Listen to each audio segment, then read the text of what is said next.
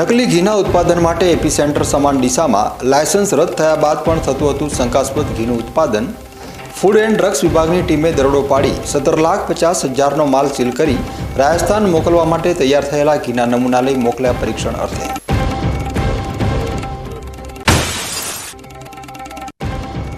જિલ્લામાં મહાશિવરાત્રી પર શિવાલયોમાં ઉમટી ભક્તોની ભીડ. બમ બમ બોલેના નાદથી ગુંજી ઉઠ્યા શિવાલયો.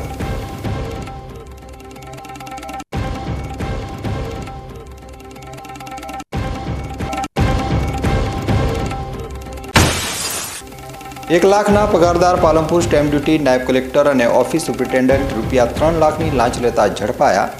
મકાનની સ્ટેમ્પ ડ્યુટી ઘટાડવા એક મકાનના 1.5 લાખ મળી 2ના 3 લાખ માટે માંગી હતી લાંચ.